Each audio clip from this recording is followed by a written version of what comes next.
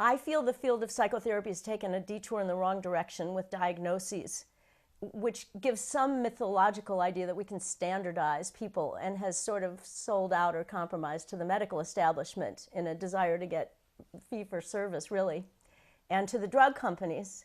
So what he was onto and what he understood was states of consciousness. And diagnoses meant very little to him. And he was very interested in helping people shift. So in my own work, I have really developed that line of his work. I think each of his students took a different line. And I became interested in how society, governments, and families hypnotize their members, and how we become subject to those forces, and how they can be debasing, as in the case of torture being an extreme case.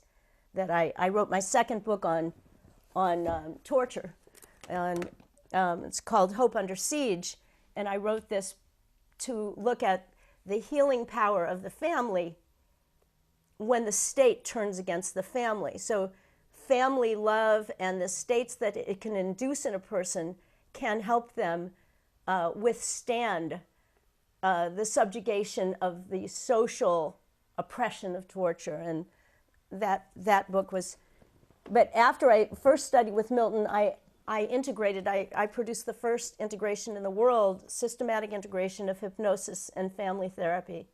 And it was thanks to Milton that I had the insights that produced the link between social and family forces and what goes on in the unconscious mind of people. And the other thing is, I think he would have loved this, I developed the first inductions of for couples, because I understand shared states of consciousness. And one of the important things I learned from Milton was that when I was with him and when he did do trance work with me in teaching me, it was very interesting to me what he did. But were there not an intense rapport between the two of us in which he was equally engaged, there would have been no effect. And it's in that shared state of consciousness that therapy happens and healing happens. And and my last book is the Tao of a Woman. All of my work is dedicated to him.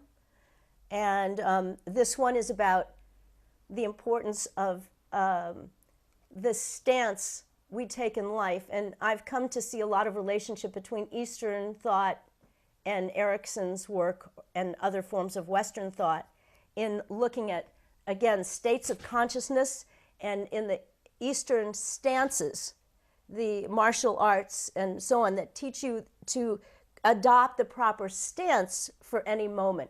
And this is another key feature that Erickson understood.